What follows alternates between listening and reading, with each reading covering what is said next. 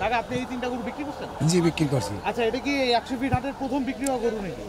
তবে আমি বেচছি প্রথম আমার যাত্রা। আচ্ছা, আমরা তো আর শুনি না অন্য কেউ বেচছেন। কত বিক্রি করছেন এই তিনটা গরু? তিনটা গরু বেচছি আমি 12 লাখ। 12 লাখ টাকা? জি। এইগুলি তো ফ্রিজিয়ান গরু? জি ফ্রিজিয়ান। আচ্ছা যিনি কি স্যার উনি নিয়ে যান নাই?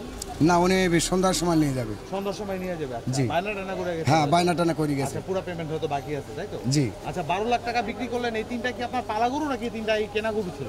এই পালা ছোট কিনা ছিল, পালা হয়েছে। আচ্ছা কতটুকু কিনছিলেন এই গরুগুলো? এই গরুগুলো কিনা আসলে হলো 1.5 লাখ করে। আচ্ছা এখন এখানে একটা বিক্রি করলেন 4 লাখ করে। এটি তো গোটাল বডিটা আছে হলো আপনার 1 টন। 1000 কেজি করে আছে হয়তো। জি। তাহলে 4 লাখ টাকা করে বিক্রি করলেন তাই তো? খুশি? খুশি বলতে এখন বেচা লাগবে, কি করবো, বড় গরু আবার হইতে সহা যায়, তো আমার তো আর নিয়ে যাওয়া কঠিন, এই জন্য আর কি বেচছি। কিন্তু তো লাভ না হলে তো বেচেন না এরা তো আগে, তাই না? না আমি গরুটা 3 বছর পালা, তখন পালিয়েছি, দিনে দিনে খরচ করছি, 1 বছর একটা টাকা পাইছি, এইটুকুনি যথেষ্ট। আচ্ছা তো মানে অল্প অল্প করে খরচ করতে একবার পাইছে? হিসাব ছিল কত টাকা খরচ করতেন? না তেমন ওইভাবে হিসাব নিকাশ ছিল না। তো প্রতিদিন বালতি একবার করে বালতি দিবে গেলে 6 কেজি করে ভুসি লাগিছে আমার। আচ্ছা তো হিসাব না থাকলে কি এই সমস্যা হয় না ব্যবসার হিসাব নিকাশ মিলাইতে? না আমরা ওভাবে তো আর অত হিসাব রাখাও করি না। এক মুঠা কিছু টাকা পাবেন 12 লাখ টাকা, এই টাকাতে কিছু করার ইচ্ছা আছে? ইচ্ছা বলতে আমি যা আবার হয়তো গরু কিনবো। হ্যাঁ দেখা যাক, এখন দেশে যাই তারপরে যেটাই হোক একটা কিছু করব। নাটোরের গুরুদাসপুর তাই তো? গুরুদাসপুর। এই গরুগুলির কোনো নাম আছে?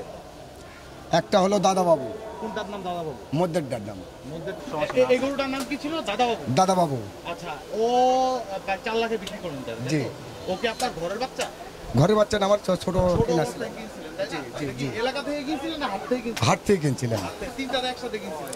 না দুটো একসাথে কিনা আসলে, একটা একবার কিনা আসলো। আচ্ছা আর বাকি দুটোর কোনো নাম আছে?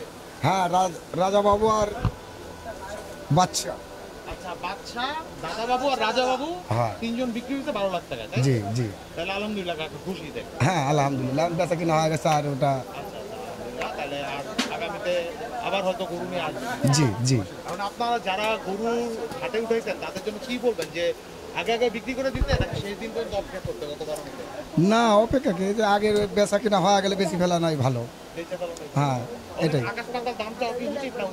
না আকাশ পাতাল দাম চা তো ওটা কোনো নাই। গতবার দেখছি অনেক বেশি দাম চাইছে গরু বেচে না, কিন্তু পরে যেই দাম পাইছে ওটা তো বেচতে পারে না। তো তাদের উদ্দেশ্যে যদি কিছু বলবেন যে যারা লস করতেছে এরকম লাভ দিনের অপেক্ষা করে?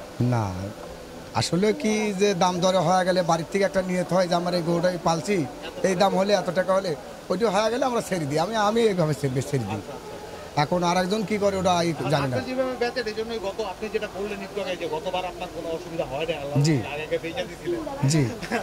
তাহলে মনে হতো আগে বেচে দেওয়াটাই মনে হয় ভালো।